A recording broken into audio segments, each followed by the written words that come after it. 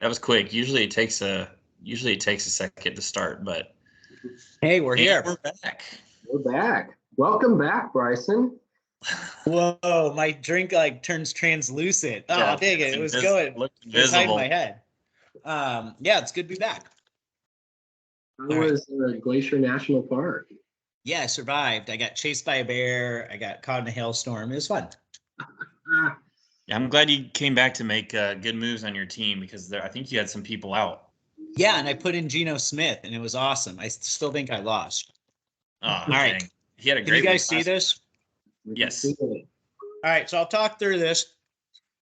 Caveat, I haven't gone through the GOAT metrics to make sure everything's lining up right. This could be based on last year, so don't worry about that. Everything else is updated. So all-time win records, winning percentage. I don't think we hit any major numbers last week. Mod still sitting at 23 wins. He's moving his way up. CT is still leading the way at 102 wins. Total points, CT is still over Jack. Dog, stop it. Not a ton to digest there. I did look last week, single points. CT, your loss was like the 48th highest scoring loss in league history. Mod's win over Scales was like the 30th lowest scoring win in league history. So some pretty impressive wins and losses, all things considered. Mm-hmm. But what we're really here for, oh, let me switch to this side, is power index stuff. So I've got these updated, and CT will be happy to know, or it could be a curse. Woo, it bounced away. He is pacing 1 point ahead of Shmi and Team Paradox in terms of power index. I will caution saying, oh, and Wes is going to notice this. My kids last were listening to Imagine Dragons in the car, and it's at the bottom. He'll love that. I feel like every year we have a team that starts ahead of Paradox. So I feel like as we get more data in the season, it becomes harder to disperse away from the mean. So CT, you're gonna have a lot of work to keep that up. I feel like by like week 9 and 10, we just see Paradox as insurmountable. But as it stands today, you have the most dominant total points team in league history. What do you think about that? That's great. No, it's a Right. curse. You're gonna lose all your games. Well, I've got the second highest team in Power Index history behind Paradox, and I think I won most of my games that year, so I'll take it. Yeah. And then conversely, Scales has the 18th worst team of all time so far. But again, he'd have to be on a pretty shitty pace, although he's got a ton of injuries. So maybe he'll start to threaten the Mods and Joes of the world. Dang.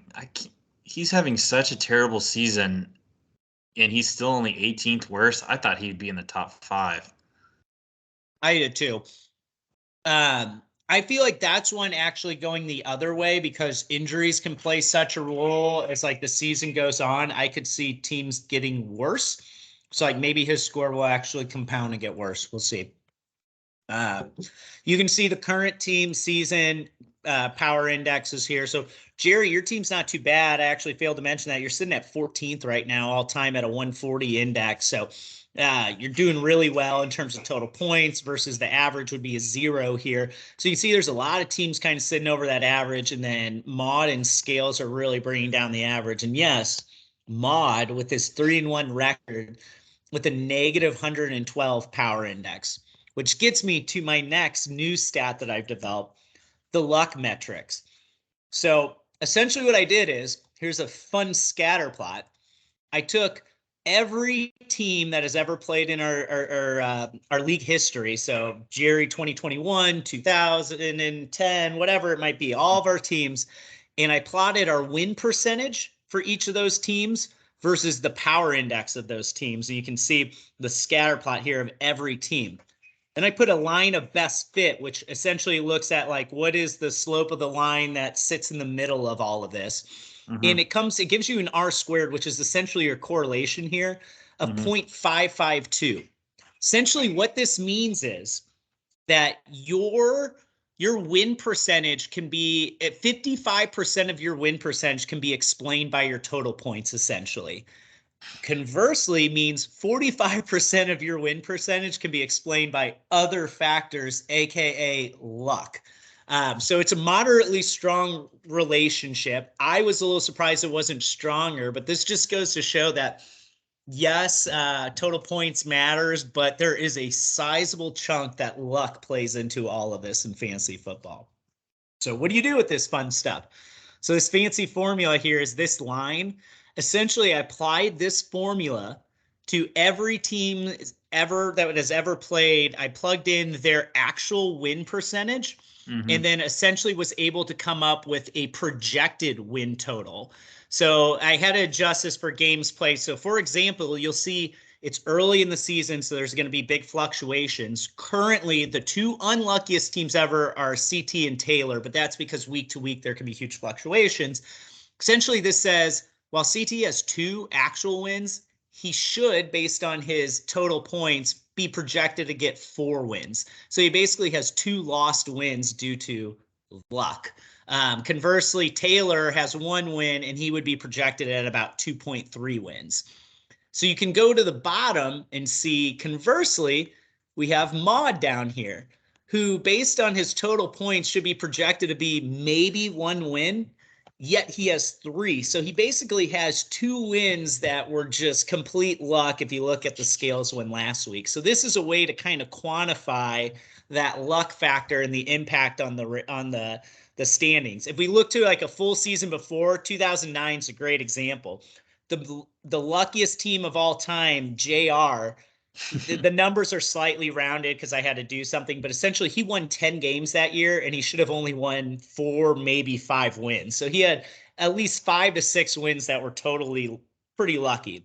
Conversely, Jack in that same year went, I believe, 8-8, and he should have had 12 to 13 wins. I'll have to check to see if he missed the playoffs or made, but essentially he had 4.5 missed wins due to luck. So it's just another way to kind of bring to life teams that are maybe getting by with a little extra help from the luck factor versus what could be expected via total points. So new Jack stat that I'm trying out for the year. Any thoughts?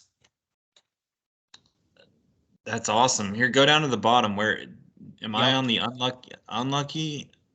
For what, like ever? Oh no, yeah, I always consider myself unlucky in some of these situations, but looks like I'm not. So even I could do a roll up for next week of like a total aggregate player luck or unlucky. Yeah. I mean, that essentially kind of comes through when you look at differences between power index and win percentage. So like Jerry, your win percentage is much lower in terms of a GOAT metric than your power index, suggesting that you're probably getting unlucky in terms of win-loss versus what your, not that your power index is great, but it's closer to average than your win percentage is. So you can kind of look at these two numbers and how they correlate versus like Nels, his win percentage similarly isn't quite as impressive despite his total points. RO would be the opposite, where his power index is really close to average and his win percentage is actually a little bit higher. So you can kind of play by just looking at the numbers on these metrics. Make sense? Very impressive. All right. Let's do the Jack stats. Any other questions on data? I don't think so. Thanks for that, Bryson. This is great. It only took me 5 weeks. You wanna drive CT on the matchups now? Get into the week 5 preview. You bet. I'll drive. Let me pull my share trade here and. Oh, sorry. I was just gonna say we can continue to crap on Mod's team. Oh, we can always. We'll get there. So I don't know. We got to respect greatness. So, you guys have a matchup you want to start with? Wes and Shmee got to go with first place first. First place. All right. The middle one there. There we go. All right, Jerry, take us away, or Bryson, give us some stats if you've got him. Yeah. So what are we on? Wes and Shmee. Mm-hmm. So Shmee is 9-5 all time versus Wes, and they split. They played twice last year and split the series 1-1. Nice. Is this the week that Wes finally loses? I think he's off to a great start with Russell Wilson playing in that absolute snooze fest last night. I switched to a James Bond movie in the middle of it. I saw the Prime Video promo and I was like, huh, I didn't know all those videos were on, or all those movies were on Prime. So I started watching some of that. Um, he may have found some some running backs that many people weren't very high on, but they're doing well. And Sanders and Jacobs, so it looks like they have a majority of the share. Although Sanders kind of split some times with Gainwell, but still he's getting carries inside the 5. And Jacobs was very explosive last year. He has one of the best tight ends. He just doesn't really have a quarterback. I'm surprised he went with Russell. I would probably still keep playing Rodgers, but that may hurt him in this matchup because Scary Terry hasn't been really doing much. They don't have much of a connection with Wentz. Wentz has been awful and under pressure all the time. Hollywood Brown, did he trade for Hollywood Brown? Yeah. He did. And then he got really freaked out by the practice report that he wasn't practicing. It came out like an hour after the trade, too. I think he's going to be fine, but that's not a bad wide receiver pickup. On the other hand, of Allen against Pitt, they're 14-point favorites, so Allen should put up some points. Eckler finally found the end zone a couple times last week.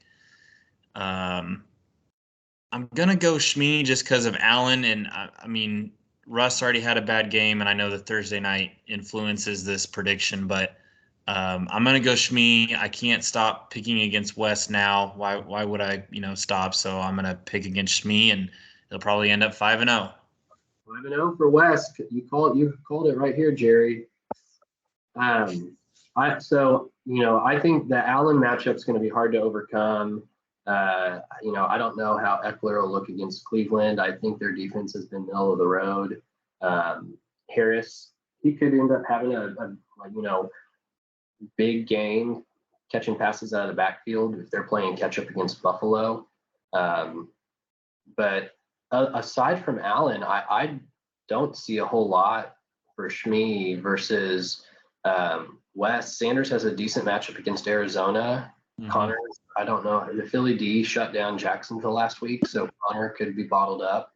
But Jacobs against Kansas City, our defense is blah, and the Las Vegas defense is, I don't know how great. I don't think it's great. So I think West is going to win a close one. I just like his matchups a little bit better. He's got San Fran D that could put up like 20 against Baker. That's a good point too. I mean, if Russ had, gotten like even 15, 16 points, I'd feel way more better about West. But man, that hanging at 8 with your QB is not a great start. And Allen could easily put up 40 against Pitt if that game is kind of close. But I'm not going to break tradition. Just going to go on principle and pick against Wes. And CT, sounds like you're picking Wes. Bryson, do you have a prediction or comments? I think you both bring up good points. If this was before Thursday, I'd probably lean with CT, but Broncos, let's ride. Just, I think that's going to hurt Wes a little too much here, and he's going to regret his quarterback choice. So I'm going to go with Shmi, but barely. Yeah, I think this matchup is a lot closer than that 105-85 that it shows. Yep. Very nice. All right. Which match? Let's do CT scales. It's because I got some data to talk here. All right, let's talk. All right. This might be the most surprising head-to-head in the league. Scales somehow is a surprising 10-8 versus CT, God, including a 3-game win streak and a 2-game sweep last year. Jeez. Ever since Scales lost to CT in the 2019 finals, it seems he's on a mission to just ruin CT season. So this could be the upset of the year. It'll have to be one to pull off an upset against CT's team.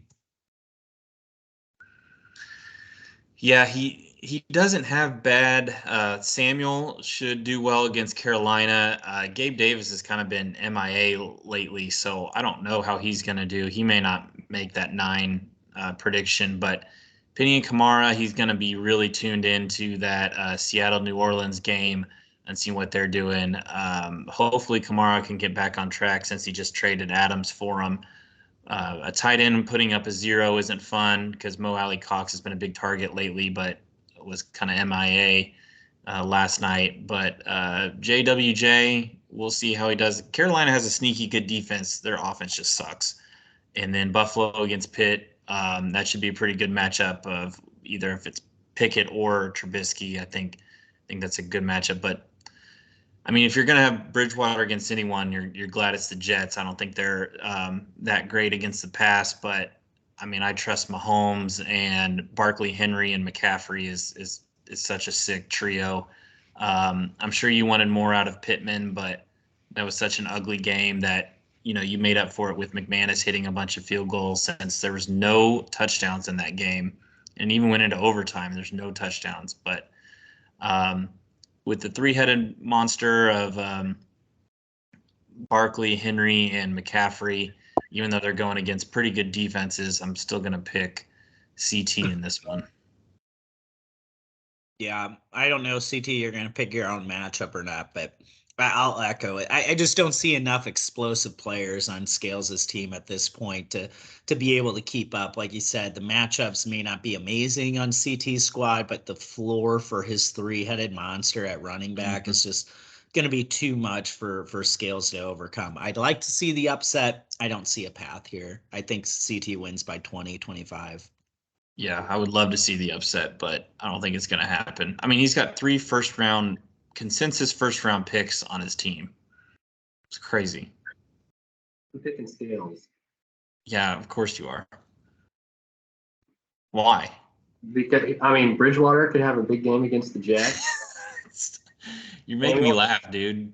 Samuel, let me give you the best thing for him. Samuel and Davis could have big games. I walk away and CT's just trying to reverse jinx himself over here. What is going on? You're gonna win this going away. I started busting out laughing. No offense, but this is kind of a Bills versus Pittsburgh matchup. It'll be closer than anything. Well, thanks for the funny joke, CT. That was good. I had a good laugh. You're welcome. Let's go to the next one. Speaking of garbage, what matchup should we go to next? Whatever you want. All right, we'll go to Jerry Nels. Jerry Nels. Oh yeah. All right, so this is a big rubber match here. You guys are squared away at 8-1 all time. Wow. We tied? Yeah. Jerry, you guys only faced one time last year and you won it. So you've got the advantage going into this, I guess, a little bit. And hey, just weirdly enough, like seeing Jack and Nels at the bottom of the league. I mean, Josh, this is your chance to shine. You're 3-1. Nels is 1-3. Take the lead on Nels all time. Establish yourself as towards the top of the crop this year. I'm hoping so. I'm hoping with my running backs and 2 quarterbacks that I've been switching in between that I can go to 4-1. But no matchup is easy in this league unless it's CT versus Scales. That's really the only easy one. But Carr at KC, I don't like that matchup. Sorry, Nels. I've heard a stat on the ticket that I feel like Carr is like 1-8 against KC in the one win. He did play pretty well, but Monday night with the bright lights, I don't see it. CD has pretty good, relationship with Rush lately, so I feel like Gallup is really helping their wide receiver core, and Lamb's getting a little open. Pierce against Jacksonville, although they let a lot of rushing yards against Philly before that game, they were the top rushing defense in the league. So Pierce kind of has a tough matchup there. He has a great tight end against Cincinnati. He's probably Hawkinson is banged up, and I might play Freiermuth if Hawkinson isn't going, but Herbert, I think, is still the guy in Minnesota. So he's got 3 pretty good running backs, 2 receivers. I don't really like his quarterback matchup. Tampa Bay defense should be pretty good against Atlanta, cause some turnovers. Chubb against LAC. Last year they had the worst rushing defense. I hope that trend continues. Mixon's definitely getting the volume, but he's not really getting in the end zone. He's averaging I think 3 or 4 yards a carry, which isn't great. But hopefully Godwin comes in and really saves my team from wide receivers. Amon-Ra St. Brown was back at practice today, so I might sub him from DJ Moore. I don't expect anything from DJ Moore. I think that 7 is way high. I'm expecting if he can get 15 yards, I'd say that's pretty good against San Fran and how their offense has looked. I still haven't decided if I'm going to go Lamar or Jalen. I'm leaning Lamar just because it may be a big battle with Cincinnati, and they may have to play from behind. Lamar's got to throw and put the game on his shoulders. I could see Philly destroying Arizona, and then Jalen Hurts is just handing it off every other down. So leaning Lamar. I guess I would lean me. I would love the win, but I don't think Nels has the worst. I think his team is better than 1-3. But hopefully I can win this week and go to 1-4 or 4. Yeah. Send him to 1-4. CT. Yeah, I'll, if let's say you stick with Lamar, Lamar, Mixon, and Chubb all have great matchups. And when healthy, Clyde Hilaire has been a sneaky good play. So I think that may be too much for Nels to overcome. I will say Derek Carr has averaging something like 20 points a game against Kansas City in his last 4 matchups with Kansas City that he's played. So the team is just bad. He's actually been pretty decent. Yep. Our defense is, we're down a linebacker and we're down a starting cornerback, so I wouldn't be surprised to see Carr and Devontae Adams hook up for a couple of touchdowns in a high-scoring game. That game is the highest over/under of any game on the slate this week. Kirk and Robinson both have good matchups against Houston and could bounce back. Yeah. Houston has the worst rushing defense, so Robinson could cook in that game. Yes. And Andrews, he could kind of cancel out Lamar a little bit if that game turns into a shootout. So, although you never know what's going to happen in those weird divisional games. So, anyways, I lean. I think it's going to be. It looks like it's going to be a close matchup, but I like someone else's matchups. I just don't know that it's going to be enough to overcome, kind of your top 3 of Lamar, Mixon, and Chubb. With a little bit of Clyde sprinkled in there. So with that, I'm going to pick you, Jerry, in what I think is going to be a close one. Not so fast, my friend. I'm going to tell you why. Jerry is going down. I think it'll be close. I think it's going to be really close. Yeah, I think that 11 is too high of spread that it shows. Yeah, I think it's going to be close. Jerry, I'll be interested to see if you stick with Lamar. If you do, Mark Andrews, I had him. I guess CT had him for a hot minute. What I don't like about him is he seems to be so touchdown dependent. His floor is low, but I could see him getting somehow just 2 touchdowns in this game because it's Nels. And if that's coming from Lamar, that mitigates it, but then that mitigates a lot of the upside of using Lamar this week. So who knows that happens? Just a premonition I have that Mark Andrews catches 2 touchdowns and Nels ekes this out, but it'll be a close one. Nice. No, it should be a fun one. I don't think Nels's team is really reflective of his 1-3 record. All right, this last matchup, whatever one you choose, I got to leave after that, but I'll send you the stats in the chat. All right, we're going to go with Jack and CBD. Oh, you don't want? Let's do Bryson. No, do Bryson's matchup. Okay. Oh no, yeah, we'll do Bryson and Ron. Well, this one's. Okay. Yeah, so I'm 5-1-1 all time versus Mod, including winning the last 2, which sounds impressive until you realize that Mod just sucks at fantasy football, and it's what I should be doing. Sorry, Mod. With that, hopefully, I didn't just jinx myself, but he is 3-1, so he should win this, right? Argue with greatness. He's got Swift in his lineup. Swift isn't playing, right? That's right. He's going to have to either pick up a running back or start Isaiah Pacheco. Well, he's not going to pick anybody up because all the good players were already taken. You guys see the end of the auction draft? There's a bunch of nobodies, garbage, waste.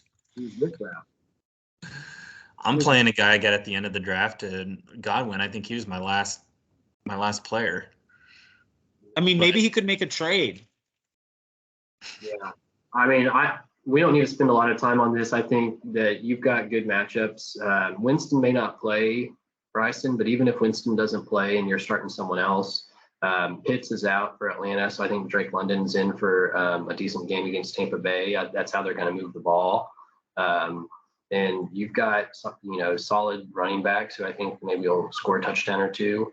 And then Diggs against Pittsburgh is in smash spot. So I'm, even if you underperform this week, I still think you're going to win, given that he got 0 from one of his starting running backs, and and Swift isn't playing. So I mean, unless Brady throws up a 40-point game and Devontae Smith has a big game, I just don't see it. I don't see it either. Mooney has kind of he's caught like his most passes last week, but he still didn't, account for a lot of points. Kittle's been meh. He's got to figure out a running back situation. Brady could go off for 40 though against Atlanta, and how last week turned out, and he's on the heels of divorce court, so maybe he's going to take it out on the Falcons. I think Philly against Arizona is a great matchup. They're going to be all over Kyler. I don't love the running backs, but with Diggs, Waddle, and a quarterback, whoever you play, I think you got a good matchup to win this week, Bryson. I don't love the team, but I'm sure you need Dak back. Is that basically what you need? So I mean, I think this matchup could get really interesting, and I'll give Maud advice, knowing he doesn't probably listen to this podcast. But I made an interesting waiver picking up Tua off the waivers, but it leaves me really hamstrung if Jameis Winston can't go. I have 4 quarterbacks who could potentially not be playing this week on my roster between Dak, Tua, Jameis Winston, and Deshaun Watson. So if Maud was smart, he might try to go scour the waiver wire in the free agent pool and just take a quarterback or two, because I can't pick up Geno again because he's on waivers till the 10th. I mean, I'm just looking at it now. My only option would be to make a decision early. I could go Cooper Rush by 3:25. What time does Winston play? At 12. So, I mean, honestly, that'll probably be my play. Is if Winston can't go, I'm going to have to go to like a Cooper Rush or which right now he's got an uphill battle to play. So that could totally change this matchup. What about Dalton? Would you go Dalton or Geno? Well, I can't go Geno because I dropped him for Tua for the long term, and he's on waivers till the 10th. Oh, I didn't see that. Okay. Yeah. So, I mean, I've kind of left myself really exposed here. That's the only way I think he beats you, is that if Brady goes for 40 and your guy only goes for like 11. Other than that, I think you got the players to beat him, but yeah, you could potentially start Dobbins too.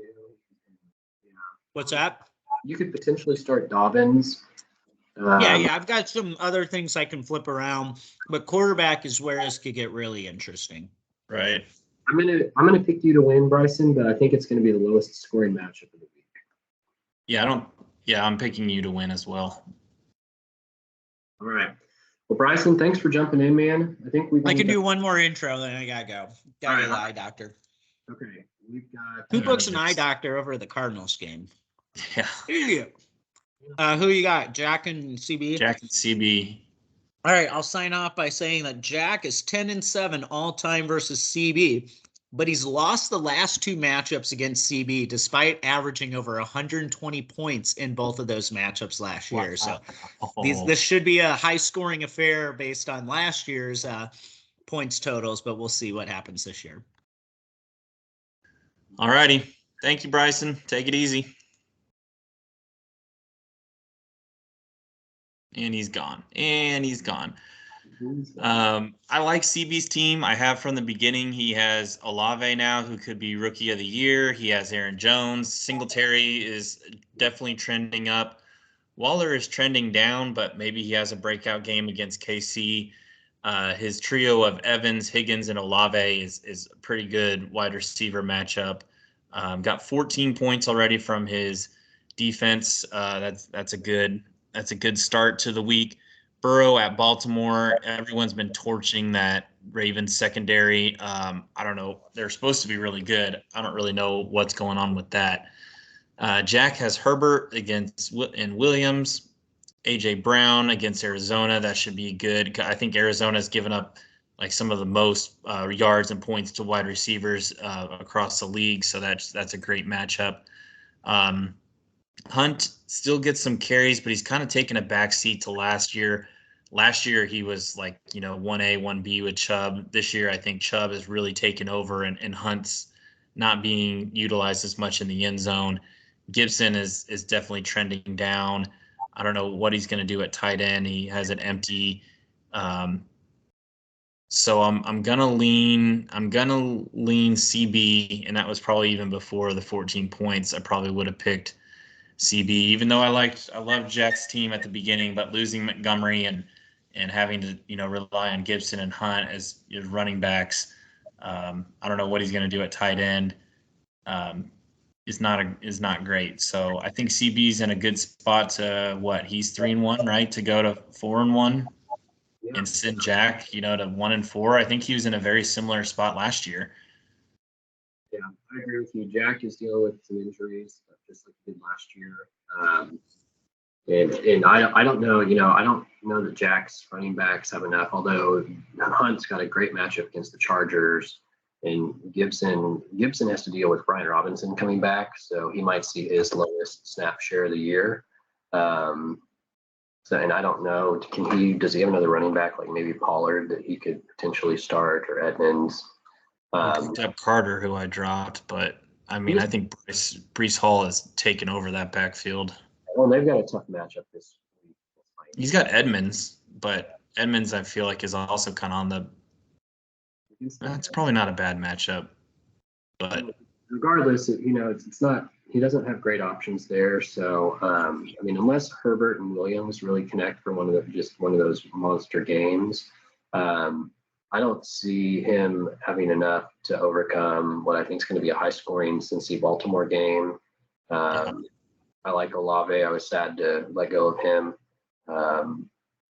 Singletary might catch a lot of passes against Pittsburgh. I just think and Mike Evans always does get some touchdowns from Brady. So I'm going to go with CB, and what I think is I don't think it'll be particularly close unless. Go ahead. I check. Burrow versus Herbert, probably a wash. Higgins, Evans versus Williams and Brown, probably I'd lean CB side. Definitely the running backs are CB. Who knows what Jackson going to do at tight end, so I would lean CB. He's already got the defensive 14 points. So it looks like CB's getting check marks all over the board, so I'm going to go CB in this matchup. I think we got one left with RO and Taylor. That's right. 102 to 101. Wow. So I'll start us off here. Looking at RO, he got 9 points out of Melvin Gordon last night. I think that was right about what he expected. So didn't change a whole lot of the trajectory of the matchup. I like this Trevor Lawrence against Houston. Cooper Kupp is matchup proof. Adams is playing against kind of a semi-weak KC secondary.